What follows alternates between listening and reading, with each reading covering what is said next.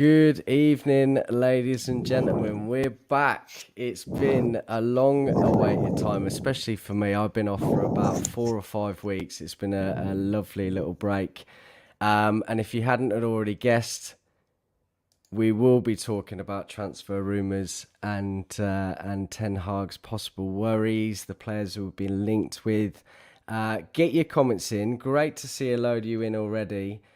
Really good to see you all. I hope you've all been well and enjoying your start of the summer so far. Reece, great to see you, buddy. It's been a little while now. I've been talking to you obviously in chats and all that jazz. But just talk to me how you've been in the last few weeks, buddy. Just myself, just hanging in. Had a lot on, so I'm just living as normal, my way. Cheers for having stuff, me. Yeah. No, you're more than welcome, mate. I've let Keen down so much recently. I've been so bloody busy with work and all sorts. I think as we've come out, obviously, of lockdown officially in the last few months, we've just been going a bit nuts and everything's just picked up massively. Just going to come to a few of the comments. Paul, great to have you in the chat, buddy. Evening, boys. Tony as well. Good to speak. I need to give you a call at some point, mate. I hope you're really well. Evening, guys. Andrew Wall, good to see you as well, buddy. Evening all. Michael, not seen your name before. You may have been in here, but it's obviously first time I've seen your name, but great to have you in here, mate. Evening, lads. Stu, obviously I've spoken to you a couple of times on the phone. I hope you've been well, buddy, but just talk to me. Tell me how you are, mate. Yeah, not too bad, actually. Glad the season's kind of behind us, and I've concentrated on running, actually. I've just started running. Which is ridiculous, A, at my age, and B, I can't run for toffee. So I've just started running. So I've done a couple of 10Ks, and I'm trying to do 5K a week every Saturday morning if I can, amongst other things. So we shall see. If you don't see me in the new season, everyone, that's because I've croaked it. Trying to stay fit. So, but no, I'm all right apart from that. But all right.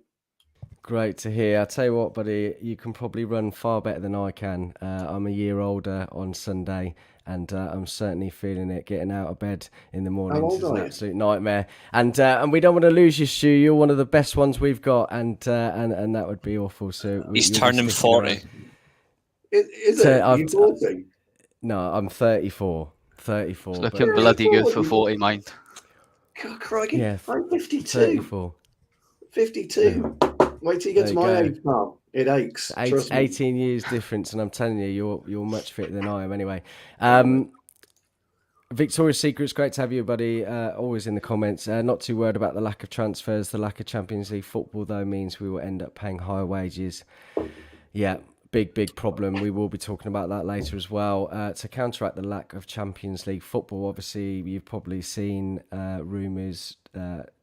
Darwin Núñez wants Champions League football. De Jong, another one, very good player, absolutely makes Barcelona tick, but they obviously need to sell, and it's going to be at least a year without it. So obviously a big problem. Jamie, it's been a little while since I've seen you, mate, or even spoken to you. So talk to me about how you've been over the last few weeks. I hope you've been well. Yeah, I've been all right, mate. Just keep myself to myself, a little bit off grid, as I mentioned to you a bit earlier. But always good to see you, boys. I know I haven't spoke to you as much, but just been manic with work. Like I can relate to what Reece said. Really, just really busy and. Obviously my coaching and stuff like that. So it's just trying to fit my personal life into my very busy lifestyle at the moment, mate. So I don't get to talk much Manu, but Keno caught me at a good time tonight, and it's always a pleasure to come and join you boys and chat. So looking forward to it, and thanks for the invite, Keno. You're more than welcome. Always a pleasure to have you on as well. So let's get to it then. Obviously, the window's only opened a few weeks ago. We have to kind of sit tight and hope that they are doing things behind the background. But obviously there is a little bit of frustration. Obviously, when you look at the last 8 years at least, your patience only wears so thin. So obviously we've been linked to Frankie. Reece, we'll talk about Frankie actually. Phenomenal player. We all are very much aware of him, all know how he makes Barcelona ticks, as I mentioned earlier. But there are some. I mean, Stu and I spoke about this a few weeks ago. We were a little bit concerned about the fee. Now, by all accounts, that fee is 60 million euros plus 20 million in add-ons. I think that equates to about 63 million pounds all in all, if all those are hit. Which to me is an absolutely great fee. So that's not so much of a problem for me if those are obviously true. But yeah, just give me your thoughts on Frankie as a whole first. Well, I remember that show. I jumped on briefly because you spoke about ownerships and share charges, etc. For me, I'm fine with the Frankie de Jong deal, but I've got the skepticism if a player only wants Champions League football, as much as I love de Jong in terms of like an architectural type player, like he dictate play from deep, he can do it from attacking areas higher up the pitch. I think the fundamental thing for him is you need to nail it down on the head. You need to sell him like, we shouldn't be selling him 200, 300 grand wages a week. We should be selling him something important, which is good quality football that's going to take United back to where United should be, and that's winning trophies, sustainable, not just about sustainable football, but it's also sustainable of actual silverware and success.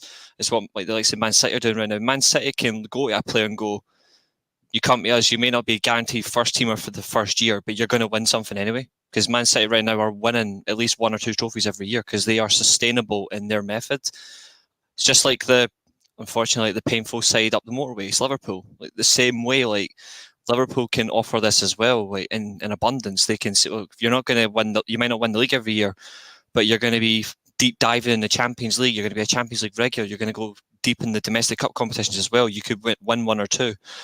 For United right now, we always just seem to say, well, if you want to come to us, there's a potential that we're going to win trophies, which should never be the case.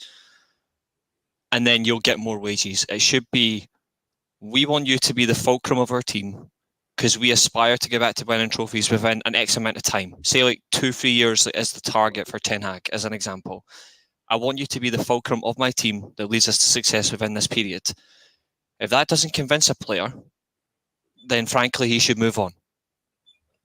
Because we've done it with like as much as I love like Jadon Sancho and the team, we took too long with him, took 2 years to sign him when we could have had it in 1. I think for certain players, like no matter how good they are, no matter how talented they are, we have to bear that in mind. Like if they don't want to come to us because we don't have a certain thing they want, in Frankie's case, Champions League football, then fine. Even if we get to Champions League next year by winning the Europa League or finishing in the top 4, if he isn't behind missing out for 1 year, even though he's just played in the Europa League with Barcelona and they lost to eventual winners Frankfurt. If he isn't interested in coming to Man United with that aspiration, that ambition, he just wants to stay in Barcelona where right now it's easy and they don't even want him because obviously the financial situation, then there's no real point. But if we do sign him, that's a great statement signing for a position that's been neglected since the mid-2000s, and that's midfield. We haven't actually done anything on this midfield since we signed Michael Carrick in that 16 years ago. There's just no point. We haven't done anything reflecting. Players we've signed since haven't been good enough. This would be one of them. I'll be honest, if he's not interested in coming to United, then we should move on. But if he comes to us, then great. I want him, but if he isn't committed, then feck off. Says it as it is. This is why I missed hosting these shows, buddy. But you're absolutely right. He is a fantastic player. There's no doubt about that. My concern, as I said before, was to do with the potential wages. But on the note that you made, I did read from a few sources that are relatively credible that it's about 240 grand a week. Now, that might seem a lot, and it is, but I think he's on 345 grand a week at Barcelona, pounds, okay? So if that is true, it's not necessarily about the money for him, and he's willing to take a pay cut to move if, obviously, he does actually want to move as well. Tony here says De Jong is being forced out the door. That's the only problem I have. He's absolutely spot on here, and I don't think his heart is fully into the move. That, of course, is a worry, and this is obviously ringing alarm bells like Di Maria. He's already said it. Barcelona's his dream club. Even though he played for Ajax, he always wanted to play for Barcelona. It's it's a natural progression for an Ajax player. After you've done everything you want to do, where do you go next? Unless you're Delit, you go to Barcelona. If Juventus hadn't gotten away, he would have been a Barcelona player as well. And I feel sorry for him that he's been moved out, because I look at their midfield, Pedri, Gavi, they're good players, but they are not on De Jong's level. No, absolutely right. That is certainly a worry, and something obviously we'll have to see over the next couple of weeks how that materialises. Stu, obviously we've said for God knows how long that we need a defensive midfielder. Ralph came out and said that he was surprised, obviously, that United hadn't been planning for Nemanja Matic's departure, and it kind of sort of emphasises what we've said as well. We're quite clear. Does Frankie sort of fit that bill? Is he that player to come in and be that defensive midfielder? Because that's not what I see him as either. But what are your thoughts on that? Yeah, I knew you were going to ask me that one. Frankie de Jong's not for me anyway. I think he's a fabulous talent. Don't get me wrong; he really is a great footballer. But you ask any Man United fan, take Reece out of the equation here, because Reece is one of the few people I know that studies players as well as the game, as minutely as you do. Can be words out in a minute. But I tell you something for nothing: 90% of the fan base weren't even talking about De Jong 8 months ago, 12 months ago. They weren't interested in him, and now all of a sudden he's the Messiah. And this is the problem with our fan base. You've got to take a step back and actually, where's he going to fit in? Now, correct me if I'm wrong here, Reece, but a Dutch manager sees a defensive midfielder completely different to the way that the UK sees a defensive midfield. Yeah, it's all about the space and how one player links in with the other, which then drives forward. Right. But if you want a perfect example of a defense, just watch De Jong play in the recent 2 international games. Yeah, he doesn't. Exactly. He picks the holes off the player beside him, and he just drives forward. He's not a defensive midfielder, but he plays like a defensive midfielder. He's a hybrid. Yeah. That's the best phrase, actually. It's a hybrid system. Someone that distributes the ball, not necessarily a tackler. Correct. And I don't know whether that works in the Premier League, because whether when you look at City, when you look at Liverpool, they've got tacklers in there. Look, Fabinho's one of the best exponents of a very underrated centre midfielder in the Premier League. He's unbelievable, because most fans will look at what N'Golo Kante does. Yeah, that's what I want. Somebody who's going to tackle, somebody who's going to harry. And Fabinho's, he reminds me so much of Jan Molby back in the day, who really only used to play the centre D. He never used to move away from there. But his passing and his tackling and his all-round progression of the game was superb. De Jong will come deep, absolutely, no problem, and he'll take it deep off the centre halves, absolutely no problem. He'll then progress it, but he won't break up the play. So Ten Hag's got a decision to make. Does he want to adopt his style that he played with Ajax? Does he think his style that he played with Ajax will work in the Premier League?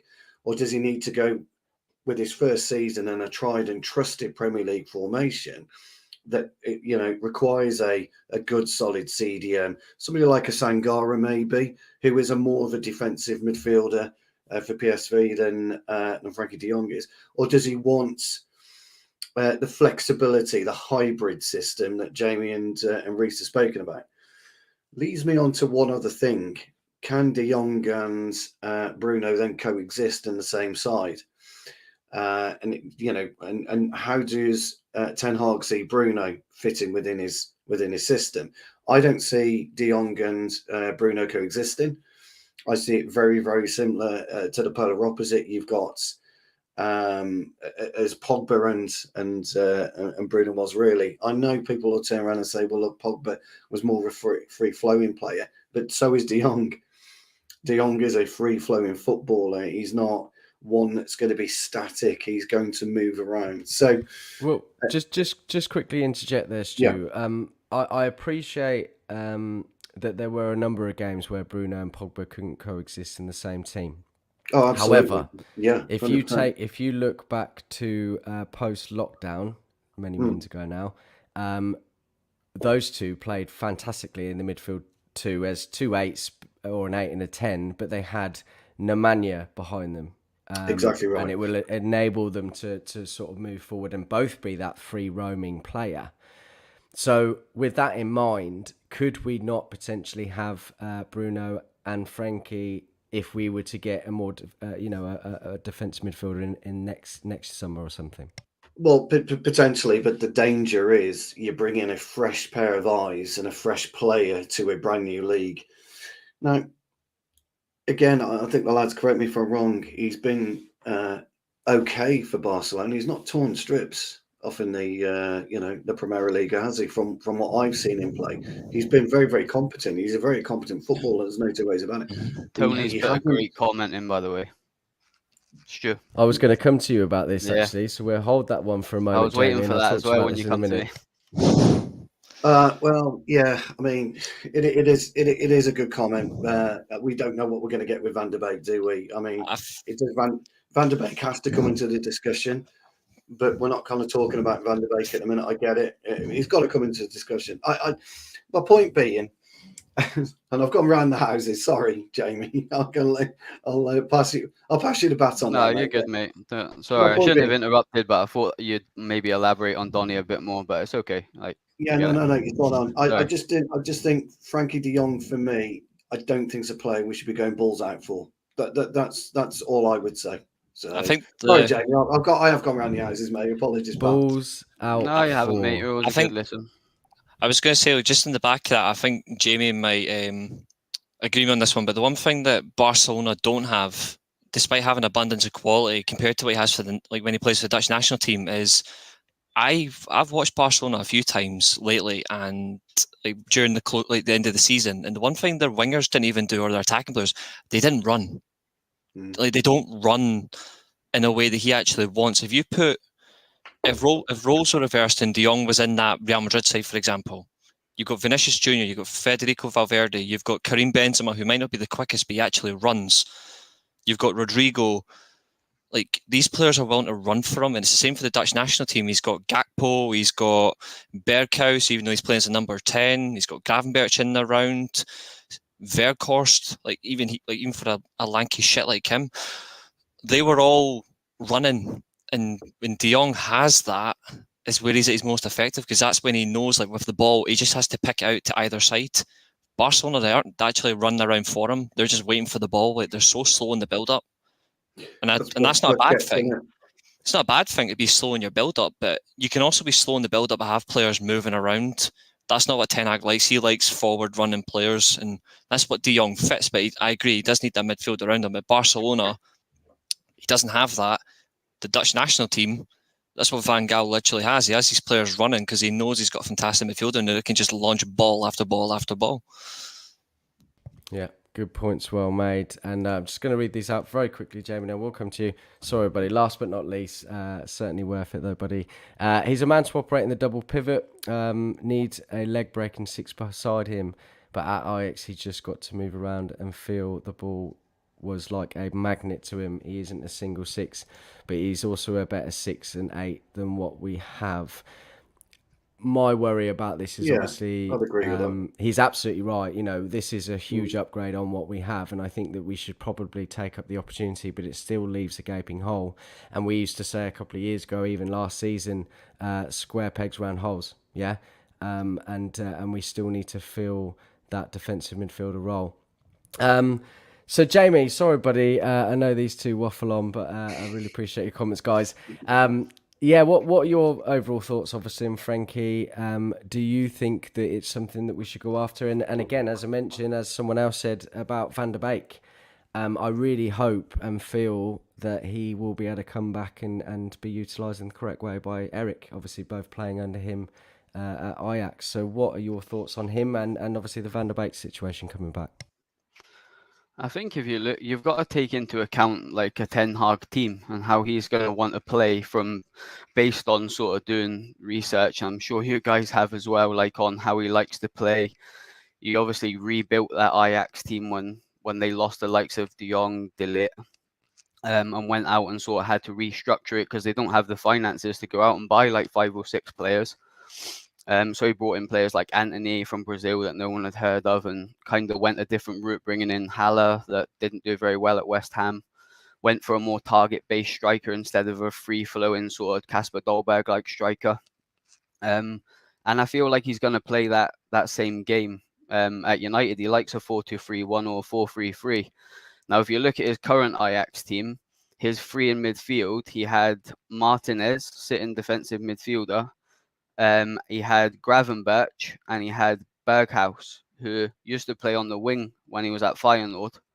And he's cut him into a more of a central midfield player, like a cam. And Gravenberch was more, I'm not going to say the Pogba type player, but you know what I mean, don't you? He's quite leggy, ain't he? He can beat players, like he's quite a powerful sort of forward-thinking player. Yeah. But he's very good defensively as well. And Martinez literally just played the ball side to side to Tagliafico and Mazraoui, who have probably been arguably one of the best fullbacks for a few years in Europe. Mazraoui's gone Bayern Munich now.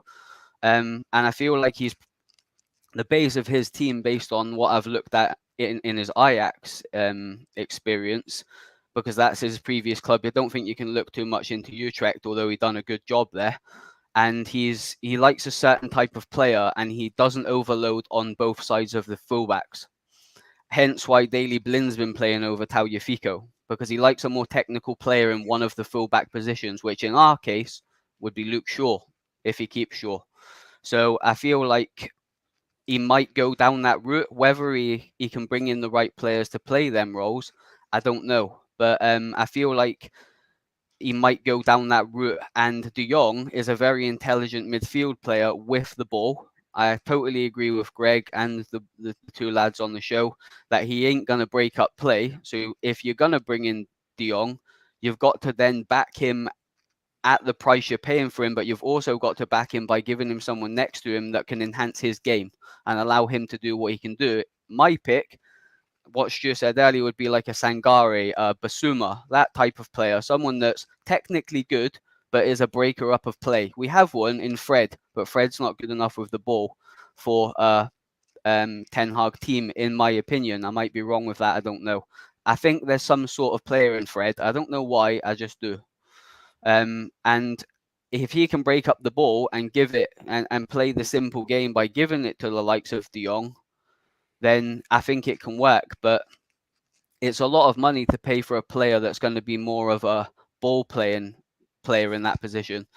Because if you're playing him as part of a three in the midfield, which it's either going to be a 2-3-1, as in the attacking phase of the game, with the four at the back, or it's going to be a 3-3, 4-3-3.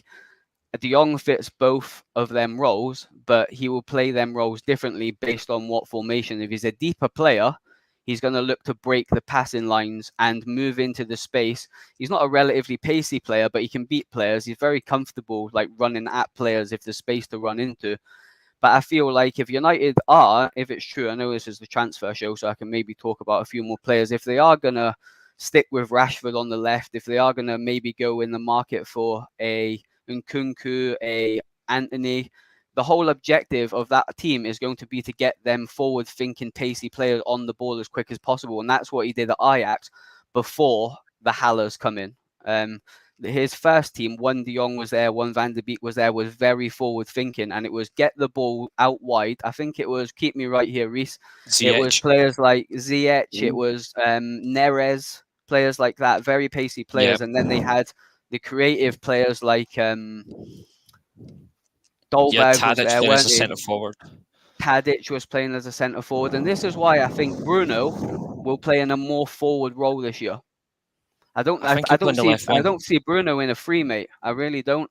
It'd be good to catch up with Keane actually, because I don't think he's going to play as a cam next year. I don't know why. I just think he's going to play in a more forward role, but time will tell. Of course it will, but yeah, that's kind of probably went on there, but that's how I see it. I've been saying for a while, I think he'll be a left winger.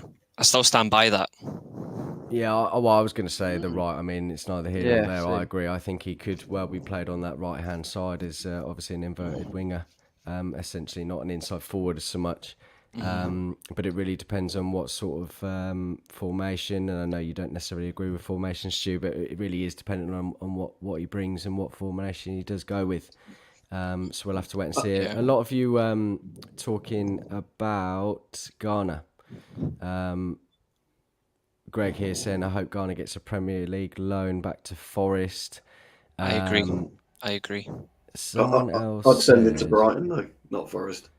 I think that'd be a great shout, actually, Stu. Yeah, either one. I mean, obviously he's familiar with Nottingham Forest, so maybe that would be a good one. But I think Brighton could be a good one too. Yeah, Totally agree with that, Forest. But a newly promoted side, if you run a dogfight, he doesn't play well, he gets taken out of the equation. I think if we go somewhere like Brighton, established, possibly playing alongside Basuma if he doesn't get a move, playing Potter's style of football, which I think would be beneficial to him when he came back to us, because we'd be a more free flowing side.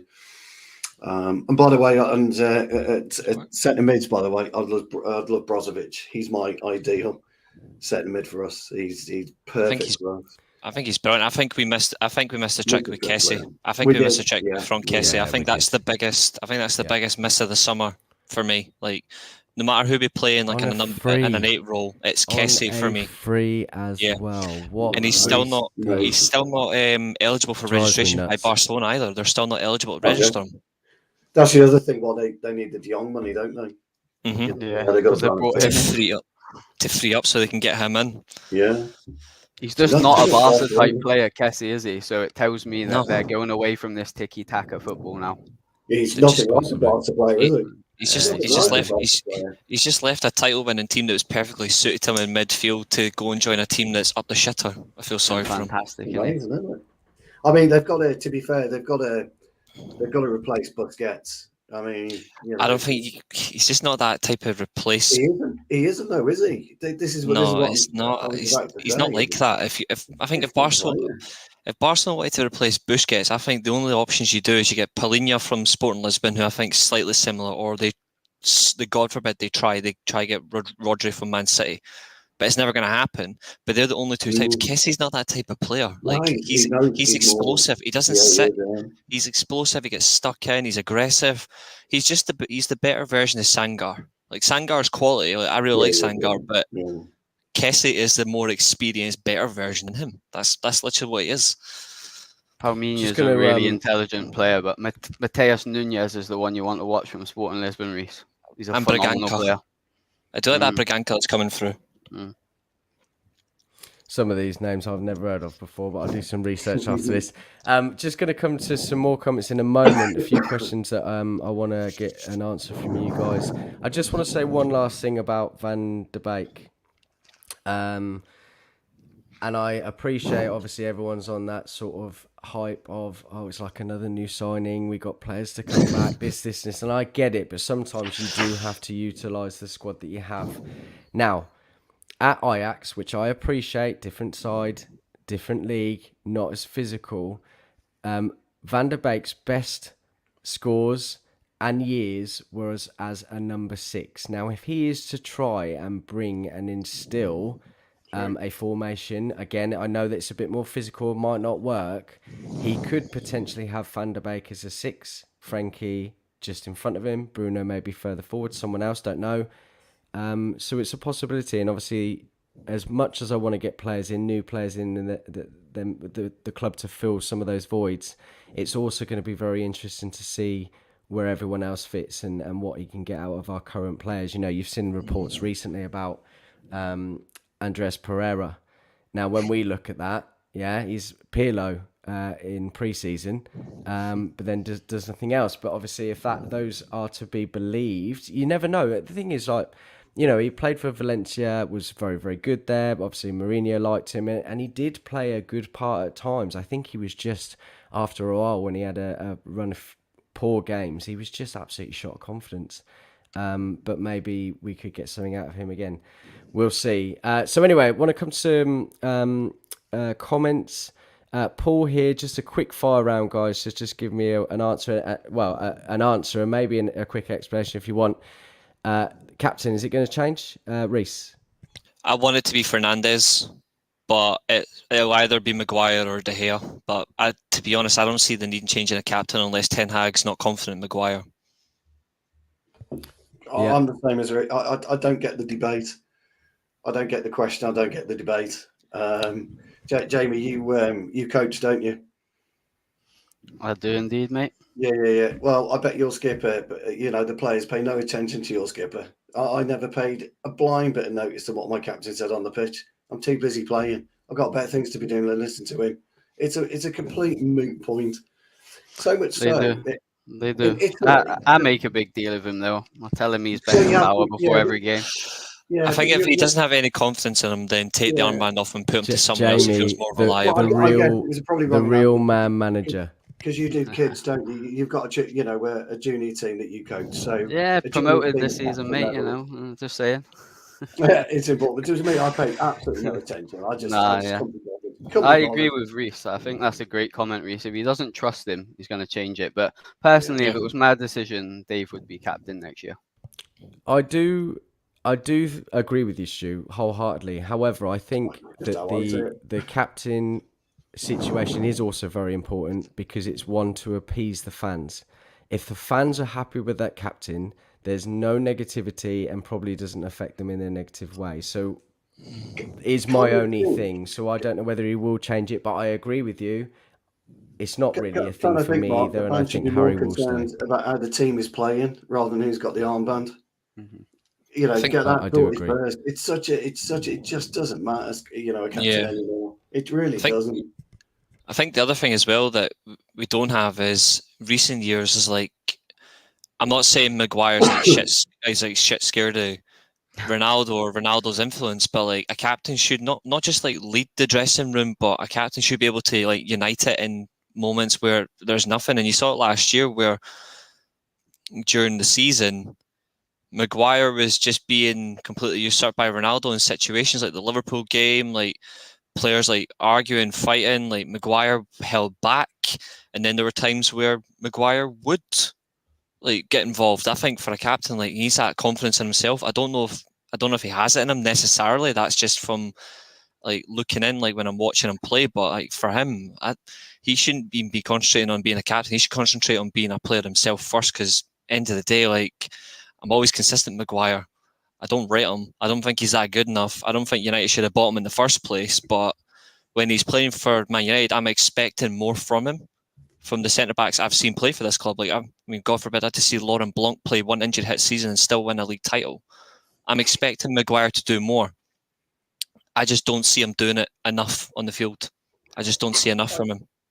I've always been of the opinion, as I say, for me, I never paid a blind bit notice, to my skipper at all, because you've got to be looking after your own game first and foremost. Yeah. The captain's got to be looking after his own game. But then if I'm playing alongside Jamie, or and I give the ball 10 yards, I'm expecting Jamie to give me the bollocking of hell for 30 seconds. What the fuck are you doing? You're better than that. That's what a football team's all about. You don't need one player to unite you on the pitch. If you can't unite yourselves as a group of men when you cross that white line, and if you can't pull together as a group of men to go ahead and win a game of football, if you can't as a group of men identify the problem areas that you can see directly in front of you because you're waiting for your skipper to tell you where to go, you shouldn't be fucking anywhere near a football pitch. You shouldn't be anywhere near it. And you'll get the analogy, people are afraid of Roy Keane and all that kind of nonsense. Actually, they weren't. Peter Schmeichel took no notice of Roy Keane. Steve Bruce took no notice of Roy Keane. Paul Ince took no notice of Roy Keane. Nobody did. They're too busy concentrating on their own games. It's all about whether or not you pull together as a unit. You've all got the common goal of being winners. I've said it before and I'll say it again. Be a bad winner and a bad loser, because that takes you to the top. Not a single skipper on the pitch. I think You with want the 11 turmoil pros. of last season, it will be taken into account this season as well, because there was that much turmoil on and off the pitch last season that it was so easy I'd agree with that. if Maguire had a bad game, we just lumped on him because for one, his price tag, and two is he was the captain and he wasn't leading by example, blah blah blah. But it's going to be different when you go into Old Trafford this season. The whole atmosphere is going to be different. Everyone's going to be buzzing for the first game of the season this year, and if he picks a ball up in the first 10 seconds of a game and pings it to the left wing and it goes out of play, the fans are not going to be booing. Do you know what I mean? Like, it's not going to have the same pressure on that 11 red players as it had last season, because it can't get any worse than that, and it won't get any worse than that. So I feel like in the right system, and as I say, system's going to be a big thing with Ten Hag, I think Maguire can be a very intelligent ball-playing defender, to be honest with you, but he needs the right person next to him. And Varane's injury record's a bit worrying. So maybe if we can bring Timber in, if the rumours are true that we're after him, or Pau Torres, maybe that type of player might suit playing next to him, you know? Yeah. Can't disagree with you guys. Great And points, whoever's well playing made. beside him has to be the one that comes forward, not him. In terms of like picks up the ball and actually sweeps it so he can then ping it forward. He should not be the one that has to travel the extra 10, 15 yards because he doesn't have the pace to back it up. Yeah, absolutely right. Lots of comments coming in, guys. Just want to say, loads of you watching. Really appreciate it. Get liking, get subscribing. Really important to us. And obviously, the first show for a few weeks, and we wanted to treat you. So thanks for joining. A few comments that I did see. Paul talking about Delict or Pau Torres. I'm not quite sure if a centre back is going to be one of the priorities, at least. Who knows? I would like Pau Torres. I know that we were very much in for Pau Torres before Varane became available last summer, and it's pretty much a done deal. So I wouldn't be surprised if Pau Torres would be one of those at some stage, perhaps. But I think, Eric's got to also make do with what he's got. And I think, Maguire on his day is not a bad player. I don't care what anyone says. He's been fantastic for us for a season, had a really poor season. Everyone did. So he's just a bit of a scapegoat, in my opinion. But there you go. A question here, again, bit of a quick fire for you guys. And I can't find it for the life of me. Here we go. If we only sign 3 players, good question, Victoria's Secret's always great stuff as well. And again, quick one from you guys. If we only sign 3 players, what 3 positions need strengthening the most? Reece, you first, my man. For me, right back, centre back, and midfield. But I do also think, to be honest, I also think we need another winger. But that's where I would go first. For me, a right back, because I don't trust Dallo and Wan-Bissaka. Honestly, like both of them, they suck. Our centre back options aren't good enough, and we really do lack a holding midfielder, like a proper holding midfielder. So that's for me. Yeah, Stu. I'll go right back. I agree. Holding midfielder and goalkeeper. Oh my word, I didn't expect that. But we do have concerns about goalkeeping positions, don't we, Stu? Jamie, your 3, buddy. The lads have practically nailed it on the head, so I'm going to go something a bit different and just avoid the midfield, because we all know we need a midfielder since 2007 or something like that. So we know we need that anyway. But I would like us to bring in a centre back.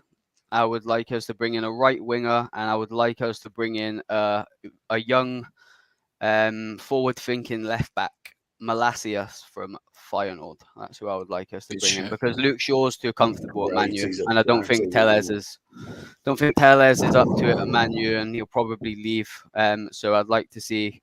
Keane's just answered the question as to why he didn't pick a right back. I think Ethan Laird should be given a chance. And I think Malacias would just not be ready to take Shaw's position, but in a couple of years he would be a fantastic person to move into that position, because I feel like Luke Shaw's a little bit stale at United at the moment. Big season for him. I think he needs to perform. But do we not have that in Alvaro Fernandez? He's not ready yet. I know, but he's saying obviously in 2 years' time. Yeah. Do we not already have that in Alvaro? That's a great shout, to be fair to you. Sorry, Marc, I shouldn't have mentioned left back. He just needs to sort out his defensive side. Do you know what I find really interesting about us guys is that when you look at the front 3, I actually think we need a striker rather than a winger. I do. And I was going to say, option. Just quickly, I wanted. I think the 3 main. I mean, to be honest, we could do with about 6 players. You're all right. None of you are wrong in what you've said, but that's not going to happen in one window. But I think the main 3 we need at the moment is a striker, especially as Liverpool and Man City. They've gone 2 seasons without a focal number 9. Didn't need it because of the way that they played, and now they're going for it.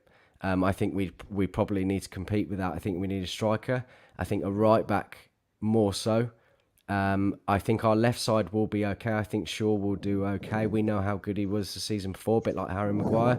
I think Tellez will hopefully come through at some stage. He's not a bad player by any means. And if we're playing on the front foot, I think he could be another option. And what did I say? Striker, right back, and central defence midfielder. I think the three. Just quickly, Got no issue with that. Back Timber. I love him. You get your right back and a centre back rolled into one there. Yeah. And that would be seriously good business. I hope we sign him. I really hope we sign him. Yeah, you know I what's like a mad thing is, I think City are looking at a really good option for left back. I'm surprised United have not considered, and that's Marc Cucurella. I would happily swap Luke Shaw for him. Yeah. I would honestly swap Luke Shaw for him in a heartbeat. I would nothing against Luke Shaw, but I don't think he is what he was. I think he's going down. Whereas I think Cucurella, I think is absolutely fantastic. Nah, not for me. He'd have to cut his hair. He's not good enough. He's a good player, Skamaka, but not good enough. Oh, he is a good player. And I think if he'd have to cut his hair for me, Reece. We don't want any more. We don't want any more poses, if do I was we? playing against him, I'd be fucking tugging it. Do you know what? Do you know having Ronaldo at the club? I feel like that's why United are not targeting a world-class striker, because you can't not play him. I don't know if you've seen my Twitter the other day, but I put something about this, that I don't think United are in the market for a striker because they've got Ronaldo, and he has to play Ronaldo. You can't not play him. Yeah, he's too good. It wouldn't surprise me if United tried to go after a younger striker, maybe even a loan. I know that sounds crazy for Man U, but like maybe a young striker that might potentially work as a sort of backup option. I don't know who, but possibly. I just can't see United going out and buying a Nunez. Like, I watch Benfica a lot. He's shit hot, absolutely shit hot player, and he's got massive growth as well. And he's good at everything. Technically, very good. He can finish. He's good in the air. He presses well. He can put a tackle in when he needs to. He's got it all. But United can't buy a player like that and say, well, Ronaldo's here, so you'll get to play with him, but you can be a bit part player. It's not going to happen, unfortunately. Yeah, I do agree with you there. It's why I think a versatile option would be better. And for me, hands down, it would be Nkunku. Like flat off the bat, come off the right or down the middle. Yeah, you exactly play on the left as well. He's a really intelligent player. I think that's what we need to do. That's what we need to do. And you know what? I think that there are. You know, we used to talk about the days John O'Shea, Ji-sung Park playing an array of positions, and there are a lot of players that can do that at the moment. I think if we're screaming for 5, 6, maybe even 7 players, why not get Timber, who could play right back, centre back very well? Why not get Nkunku, plays on the right hand side for RB or as a lone number 9?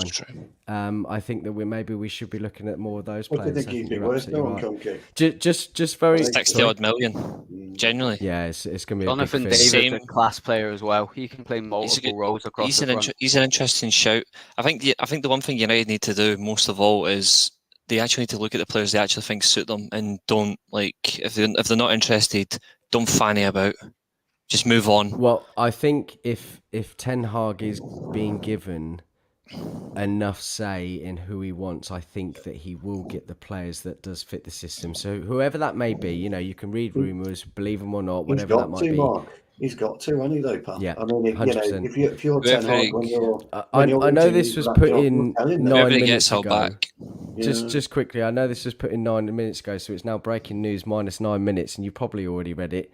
There is expected to be positive developments imminently regarding Frankie de Jong to Manchester United. So that's obviously come from MUFC MPB, quite a big following. Seemed to obviously a bit of an outlet more than anything, but seemed to put credible news in there. Don't know who Alex Crook is, but that could be talk some shit. Yeah, that were a bit debatable then.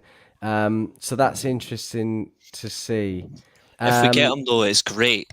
I'm just like, he wants Champions League football, and if he's not interested in moving out, then it's something.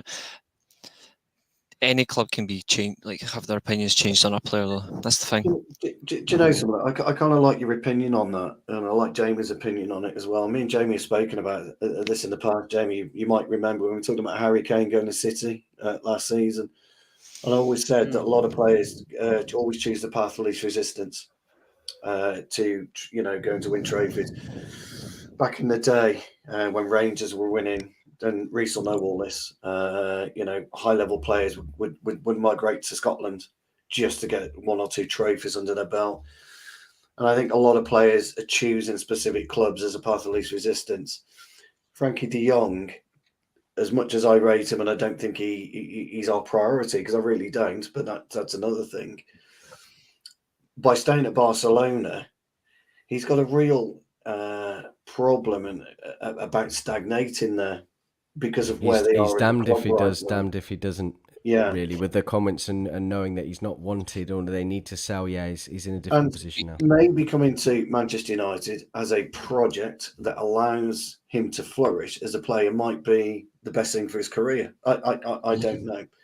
But when you're looking at certain players that we may or may not be linked with, whoever they may well be, Darwin Nunez being one, and if you just for a minute just take out Jamie's thoughts about Ronaldo, which I totally agree with, would he choose Manchester United over Liverpool? He'd go to Liverpool purely and simply for the path of least resistance. Whether or not he fits them at all, because they've still got the Mane issue, haven't they? They can't bring Nunez in unless they're going to sell Mane.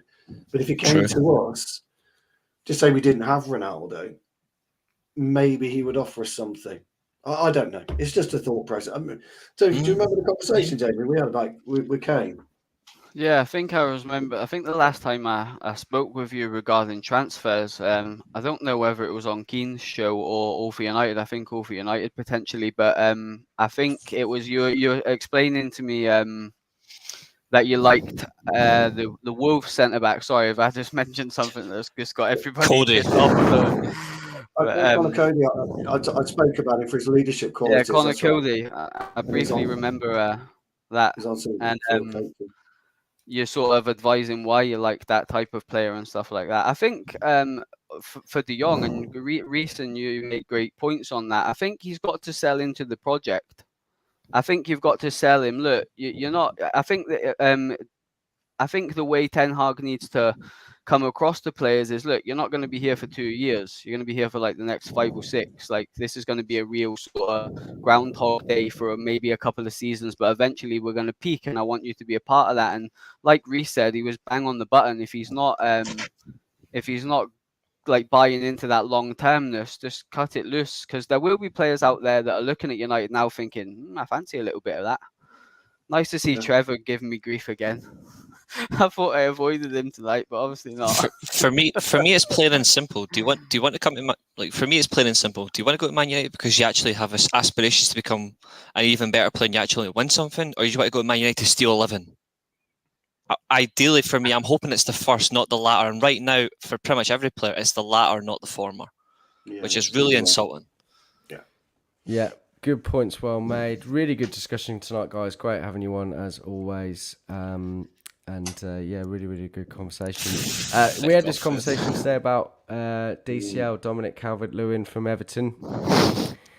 I know your thoughts as well, Reece, but you can share them in a moment. But I would be happy with it. I know he's obviously had his injury record this season in particular, but obviously, a proven goal scorer. Probably get him on the cheap. What are your thoughts on that? Anyone want to take that? I'll be brief. I like him because he rolls old school. I mean, he'll chuck his head in where it hurts. He's got no problems whatsoever. He reminds me very, very much of Andy Gray. Andy Gray, back in the 80s. I mean, he'll literally chuck himself at diving header. It's absolutely fabulous. And Greg's right, actually. Before his injury, he was on a real good form. His all-around game was really good. But they used him very much as a focal point, didn't they? So when you've got someone like Luca Digne, who's putting balls on a postage stamp for you, and he's very good in the areas, Dominic Calvert-Lewin, you're going to get your fair share of goals like that.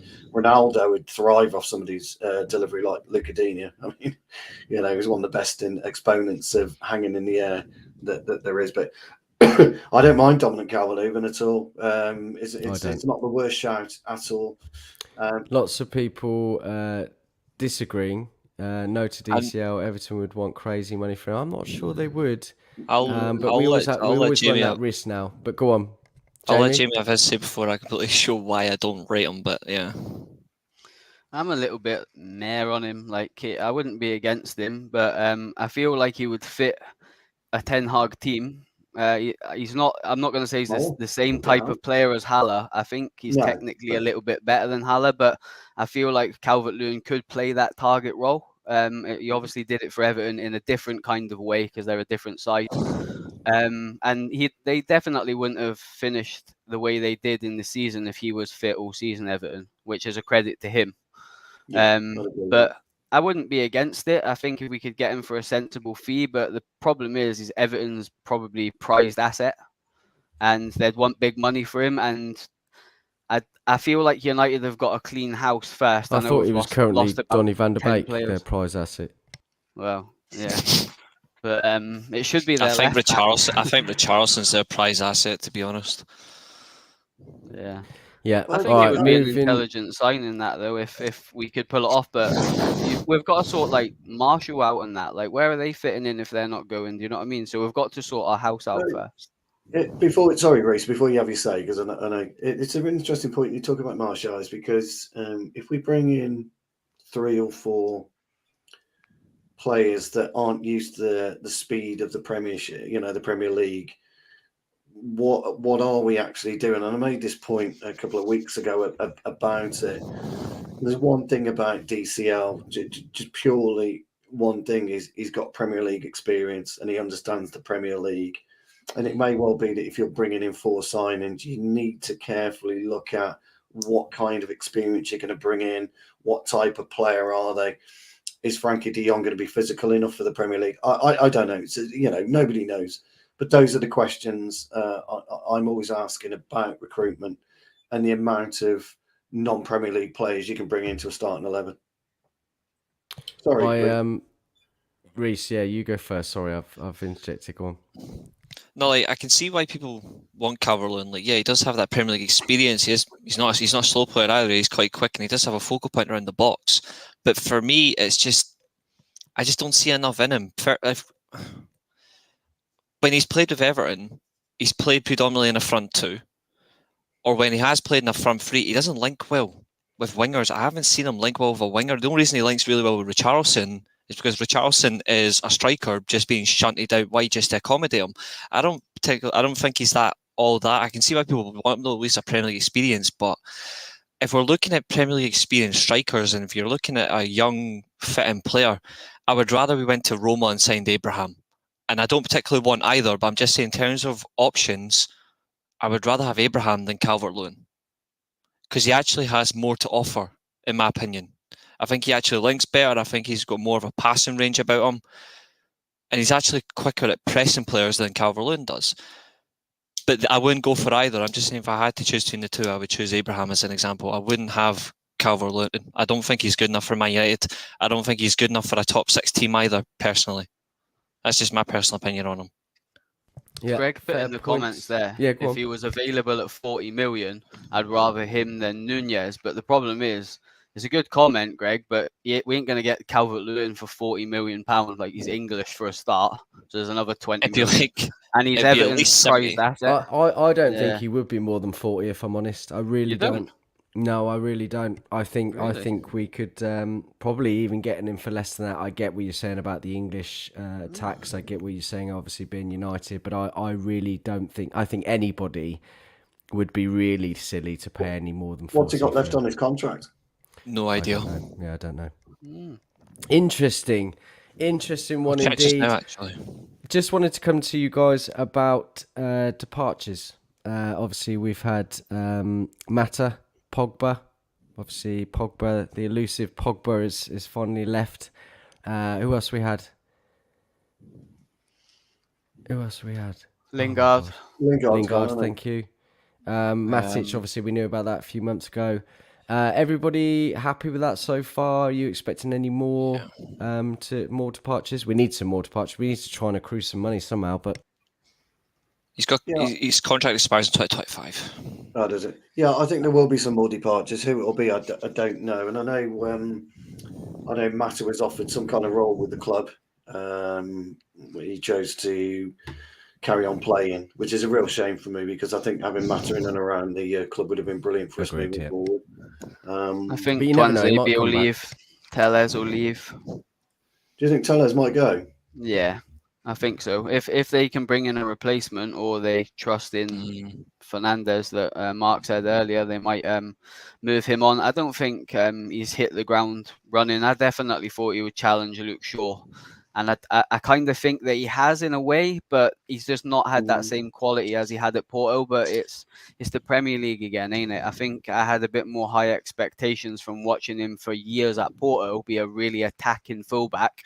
And he just hasn't been like that for United, because the Premier League is very demanding and certain types of players don't fit. And I feel like if United can get their money back on him, he'll be away somewhere. It's been linked with Galatasaray, I think you'll agree though, Jamie. Like when he played at Porto, even though he was playing as a left back, he wasn't playing as a full back. He was playing more of a wing back. He was more focused on the attacking option, the attacking duties than he was defending. Because when you watched him play for Porto, when you watched him play for Porto, he still couldn't defend for Toffee. But when he was attacking, he was seriously good at attacking with Porto.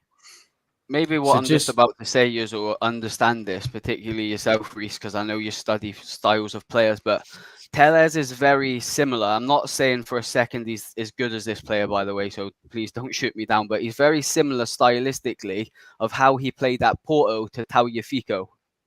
And Tagliafico didn't play a lot under Ten Hag this season. Daley Blind did. So that tells me that he's going for a certain type of left back. Very good point. Yeah. Very good point. So just quickly, we're going to have to wrap up in a bit, but I've got a few more questions for you guys, really. So we'll try and be as quick as we can if possible. So the players we've had coming in, Anthony Martial, what does everyone think with that? Do you think he's going to stay? I think he gets one last chance. I think he does get one last chance. If he doesn't cut it in the pre-season, he'll be gone. I think he'll be given at least pre-season. Yeah. To at least see how it fits. I'll be quick on this one. I'm with Reece. I think he'll get pre-season. Yeah. Yeah, me too. Jamie, in agreement? Yeah, I agree with that. Andreas Pereira. Obviously, I know we spoke about him earlier, but what do you guys think? I think it's too risky even bothering to keep him for pre-season. He should be sold. Quick first offer we get, accept it. So we spoke about Axel as well. What do you know something about Tuanzebe? I'd give him pre-season, and I've been on record. Yeah, exactly right. That's why I've been on record, Reece, and because I've had this conversation with you. How did you do at Napoli, Reece? You'll know this more than I will. He didn't really get into the team. He couldn't force his way in. Like Koulibaly's too good. Like Hajsac on the right back slot. And he only played exactly the one game. When he did play that one game, he didn't convince at all. That's why he was just shunted off. United should have cancelled that deal if they could have. But it was a wasted move. He should have stayed at young player with not a lot of experience. He should have stayed at Villa. Should have stayed at Villa. Yeah. He did very well there, didn't he? Tahith Chong, I think he'll probably get sold this summer. He's 22 now. Yeah. He's obviously come back from Birmingham. I'd like him to stay well there. Yeah, I'd like him to stay at Birmingham permanently. I think it's a good fit for him. I agree, and I think they might end up going for him. Actually, I think he did very well there, but I just don't think he's quite good enough, is he? For United, unfortunately. Palistri loaned out again. I'd like came to back see him from Alaves. I think he didn't really get too much of a look in there either. I think he's got a good opportunity with United, but the problem is the players ahead of him. I think I really like Alanga, but I think Palestri is better quality than Alanga. I think Alanga's already settled in the team. That's true. Yeah. And I'm not sure about Amad Diallo. I think he's in the sense they both play the same position, but I think Palestri's got a higher ceiling. But I think he has another loan. I think he has another loan in him, but I just don't. He needs to stay in the Premier League this year, though, if he wants to get game time. If he goes abroad again, and he has got another good year, I don't think he'll be considered. I think he has to get a Premier League loan. No disrespect to European leagues. I agree with that. He needs to learn the English game, whether it's in the Championship or the lower Premier League teams. But would it be a bad move for Palestri going to Forest and struggling for a season but playing? I don't think so. It would be an intelligent move for the club, I think. Yeah. Yeah, good choice. So the other players that we forgot, we'll talk about Diallo very shortly, was Lee Grant, obviously retired, and Edison Cavani. Forgot about that bad boy. But there you go. Obviously, who knows where he's going to go now? But he's 35. Obviously, it would suit a club still for sure. But it depends how his injury record is there. Just quickly, Tony makes a great point. Diallo, is he out for 2 years at Rangers? Was it a 2-year loan deal? What? Just that? Or is just it that just 1 not year? up yet? 1 year. Just this 1 year. It's fitness. Like he's just left now. Like that's Right. him wrapped up. Well, How did he get on? Transfer marks need to Very update good. our website then. He was Not very very mixed. If you want to be honest with you, like there was games where he came in, he was like a lightning bolt, like attracted to the ball, and he made things happen. Like the first game, that First goal game was superb, fantastic. wasn't it? Yeah, it's Yeah. superb first game, yeah.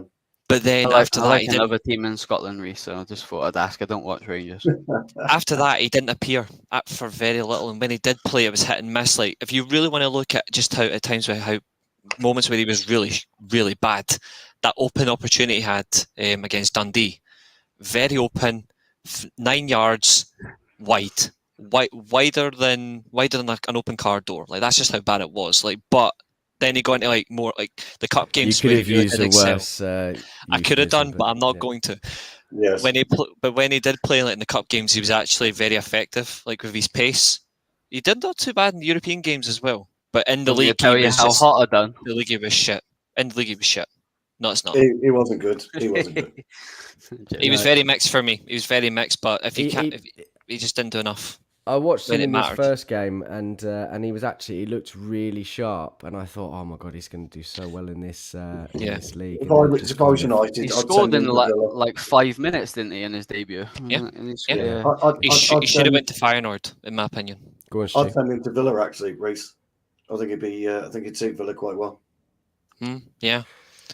I In, think he's got good. I think he's a good player, but I think I'm going to say this on record. I think Facundo Palestri's got a higher ceiling than Amad Diallo. I think You Diallo's. really think that? Yeah. I am so excited about Ahmad. I really like am. both players. I like both of them. Like I think both of them are fantastic. But in terms of higher ceiling, I think Palestri's got a higher ceiling. I think I think he Palestri's an does. old school winger, isn't he? He goes up Yeah, the he is. touchline a lot. Yeah. Like if you Yeah. watch Yeah. him, he's a very old school winger, white on Yeah. the boots. I'm gonna take you wide, get to the byline and whip. I quite like Yeah, that very type true. of winger. Yeah. I like both of them, but if you had to ask me who I think is going to do better, I think Palestri will in the end. Lester's got a bit more about him, hasn't he? He's a bit Yeah. more streetwise. I think he does. Yeah. That really surprises me, guys, and I feel like I need to do some more research. But there you go. Right, moving on very quickly. Thank you for talking about the exits. Just want to say to everybody, obviously, loads of you watching still, which is really good to see. Obviously, it's been a few weeks. Great to be back. Great to have you with us. Get liking, subscribing, all that jazz. Christ, I've been out for a few weeks. You can tell. Victoria's Secret. It's always great to have you here, buddy. And he says, great stream tonight, lads. It's not quite done yet. 10 more minutes at max. Anthony, I put this in the chat today. It was via Sports Witness or Bleacher Report. I can't remember. Sports Witness. Yeah. By a relatively credible journalist, and apparently Anthony from Ajax is in talks potentially with United. What's everyone's thoughts on that? Reece, I know you love him. I like him. Don't know enough about him in all honesty, but everyone's thoughts on that one. The words about bloody time was what I said to you. Like I literally replied to your comment saying about bloody time. I really like him in terms of like people think, oh, he's just trickery and all that. He's not. Like he's got fantastic vision. He's good in the ball. He's quick. And the one thing he is actually, compared to other players in the system, is he will play on the right hand side. He's more like he's played at times on the left, but in terms of where he's most effective, he's more effective on that right hand side.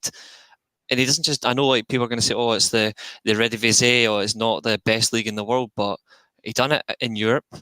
He done it against a Dortmund team. Like I know Dortmund aren't what they used to be, but the fact that he rinsed the Dortmund team to bits, he took on that Sporting back three with ease. Like I know Jamie likes the Portuguese teams, and I know like in terms of how he played against, I think his best games in Europe was against Sporting. The way he had to adapt to the back three coming at him, like very aggressive. He was able to use his pace. He was able to look up for players like Haller, finding him comfortably. I think we need that from a wide player. We need somebody who wants to cut in, somebody who wants to stretch wide. For me, he should have been wrapped up ages ago. I think it's pathetic that we took so long. Like him and Timber, for example, like they're two players that I really want. Timber's gone very quiet, hasn't it, as well recently? It has, yeah. But if we do get Anthony in, like 52 million, I know it's a bit at times a bit steep, but for a player of his quality, he should have been done ages ago. I think he's a fantastic winger, and So the fact he's early 20s is even better. In order to generate these funds, I'll ask this to Jamie and Stu. Who are we going to sell that's actually going to get us any revenue? Because there is a big concern for Ten Hag that actually he's going to need to sell a little bit first before we can actually buy. So who can we sell for money? I mean, want this Martial's got to some do value. Martial's got some value. You know, Yeah. he's 25, maybe 30 million pounds kind of player. There's 50 million Rashford's got already some there. value. Yeah, well, would people pay 30 million? I would imagine so. He's still got Yeah, I think so. something, Martial. But it's tough when you look at our first 11. Who would you actually really want to go and buy? And that's the key. There isn't anyone there that we would actually think, like me, I'd love him in our squad. You know, even Ronaldo to an extent. You're not just going to go and lump 20, 30, 40 million quid on a player, and that's our problem. He's a bit of a luxury, isn't he? Really? Yeah, I think he's a quality. I think he's a quality. I wouldn't be surprised though. Like, I really do like Anthony, but I wouldn't be surprised if with Chelsea their situation. I wouldn't be surprised if he tries to bring Hakim Ziyech in. I wouldn't be surprised. I don't know what you lads think, but I wouldn't be surprised. He also knows. I know it hasn't cut out for him in the Premier League, but he knows that he does know the league and he does know Ten Hag's system. I wouldn't be surprised if he at least tries. I wouldn't be surprised. To me, it's just an area I don't think we necessarily should be focusing on. Look, I don't mind him. I do like him. You know, Reece has eloquently put it. He attacks the diagonal brilliantly, but he'll also attack the byline as well, and he will cut inside. So I like all of that about a wider player, because the natural wingers aren't natural wingers anymore. They're like inverted forwards and all that. Yeah, and what I've seen is he'll cover the fullback as well, which is absolutely vital. It's one of the reasons why Aaron Wan-Bissaka's looks so poor this season. He's had absolutely no cover whatsoever. And so from that point of view, I do get it. But I would consider other areas first, that's all. Yeah. I think Anthony would be an intelligent signing if we're going to be a more, I'm not going to say a counter-attacking team because I don't think we're going to play that style of football next season. I think we're going to have a little bit more control midfield-wise. But I feel like if we're going to play on the break and we want like the thought of Ronaldo through the middle and like the likes of Anthony and Sancho and Bruno, like in the more attacking phase of the pitch, that just can't help but excite you. Even Rashford in there as well. We'll see how he gets on next season. But United are going to need a big squad next season with the Europa League and stuff, because there's going to be a bit of pressure on us to get back into the top 4 next year. So we're going to need the squad as well as going and out and picking them players that Ten Hag wants to play his system. Now, the good thing with Anthony and the same with Timber is he's managed the player. He understands the player. He knows how he plays. He knows how to make him tick. He knows what he's good at. He knows how to get the most out of his game by fitting a system around him. Or his individual role. Sorry, I'm not going to say they're going to build a team around Anthony, but he's got the ignorance as well to run at players and commit players, and I feel like you need that type of player in the Premier League. Wilfried Zaha is very good at it. He's not everybody's cup of tea, but he's a very good player when he's got the ball at his feet. Anthony's Brazilian, so they've all got a little bit of arrogance about them. He's got a very good left and right foot. Yeah. Fred's left foot's not bad. But I think it would be an intelligent signing as long as it's not over the 60 million mark, I feel like. But his ceiling's massive, so you're paying for his potential as well as his now. And I feel like that would be that signing would excite me because we've got a lot of creative players already at the team, Sancho's and that. So I feel like adding another one would be nice. And I loved Nani when he was at Sporting Lisbon, and then he ended up coming to United. And Nani had that little bit of ignorance, like, if you're going to back off me, I'm going to ping one here from about 70 yards, or I'm going to beat you with my skills, and I'll get you one-on-one, and I'll take you on. And he had that ignorance coming from Sporting and brought that with him. And I feel like Anthony's that type of player. He's not the same player as Nani, but he's got the same sort of attribute. He's got good delivery on him as well. He's got very good delivery on him as well. Yeah, I'd agree with that. It's not that's a good comparison, actually. We are crying out for a player like Nani. It does make you wonder, though. You then got to go back to the middle three. If you bring in somebody like Anthony, your middle three is going to be absolutely. I mean, what I would say, if we sign Anthony, I don't think we'll sign Timber. That's what I'm going to say. I don't think we'll One get or the both. other. Right. Yeah. Yeah, I And agree. if you sign Anthony, where does that leave Bruno?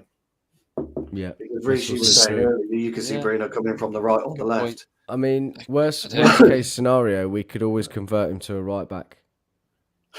But No, squad, please. actually, take it back. I joke, of course. Squad, There is, Right, listen. there is another thing though. Like, lastly, there is another thing as well. Is he might look at a Premier League proven winger on a different scale. He might look at like somebody who does press the ball. And I did say before, like Sancho, I really like, but Jamie, you'll agree on this one. I didn't want Sancho originally. I wanted Rafinha. I wanted didn't Rafinha want originally because I think he's a better presser on the ball from that wider area. But Sancho's brilliant with the ball at his feet. If we didn't get Anthony, I wouldn't be surprised if we actually considered him as well.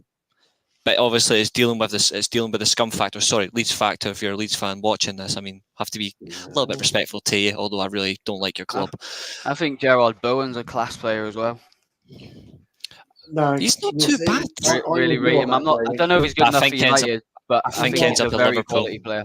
I He's think not he ends the- up at That's the Liverpool. type of player I look at. I don't always look at the so-called. I hate the Yeah. phrase. I hate the word superstar. It bores me. I don't agree with it. I don't think Anthony is that superstar signing though. No, I he's think he's not. got the But somebody cusp of like it. Jared Bowen, you say Jared Bowen, and then all of a sudden the comments go, "What are you talking about? Why are we shopping in, bargain I basement?" like him. There's so more to a footballer. There's way, way more to a footballer than his Instagram profile or how Yeah. many TikToks he does a day and all of this. Yeah. What you've got with Jared Bowen is a humble, workaholic footballer. That's Yeah. what you have with him, It's and true. he's decent. He played well the other night. God forbid, did. but yeah. Yeah, he did. Right, need to move on. Thanks, guys. Appreciate your comments on him. You did name dropping. You're absolutely right, Jamie. Right, so just moving on very quickly to we spoke about him earlier. Darwin Núñez, obviously been linked with us. Been linked with Liverpool. I think TalkSport was saying that it's basically a done deal.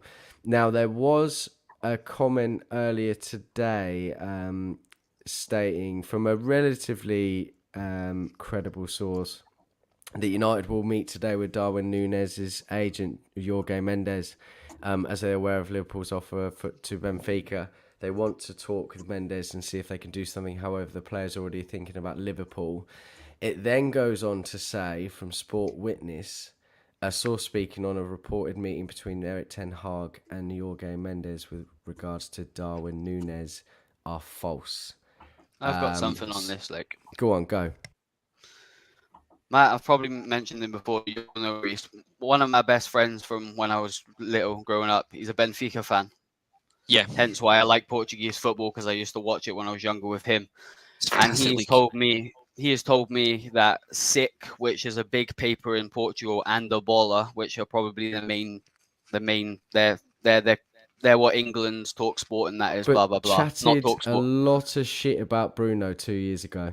So I'm always a bit Very skeptical true. about Ebola, but My friend messaged me today. I actually have it. If I had my phone, I could physically show you the message. But he says he'll be amazed if he doesn't go to Liverpool from what's coming out of Portugal. Whether he does or not, I don't know.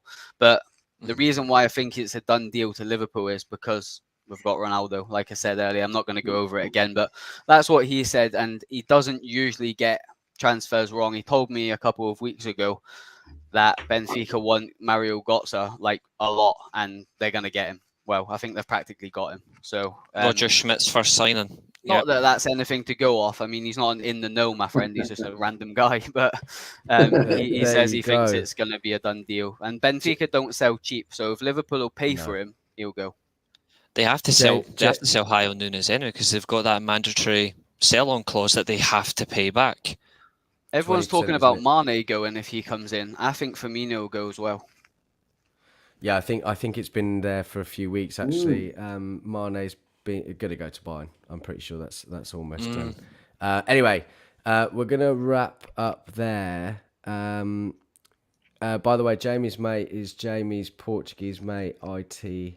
UK. He's definitely not in so, the know. so there you go. If you got Doesn't any talk to questions anyone from but me, let Portugal, alone going on Twitter and putting stuff out. you got any questions about Portugal and players from Portugal? Your man Jan Mackay 1989, hit him up. Right, listen, really, really good show. Great to see all your faces again. I thoroughly enjoyed this. I know it's a lot of information for everybody in the comments, but we really appreciate it. Been wonderful comments tonight. Really good to read them all out, and great to have you all back. We are intending, after a lovely break, I've still got a busy couple of weeks, but we are intending to ramp up the shows again going forward. Obviously, we won't be having reviews for obvious reasons, but we will be getting a few journalists on, and one of them being Kieran Maguire next week to talk about the financial situation on the back of this, really. There are worries that obviously we've got to sell before we can buy, so it would be good to get a bit more insight on that next week. And of course, we'll be ramping up the other shows as well. We'll try and do Devil's Advocate. And what I do want to do, and obviously put in the comments after the show now, whenever, is maybe do this kind of show again next month to kind of get the latest, to talk about what's happened, what, you know, outgoings, incomings, that sort of thing, and how we all feel about it. It's been a really great show. Yeah, for those of you still watching, thank you so much. Get liking, get subscribing, and yeah, we will see you very soon.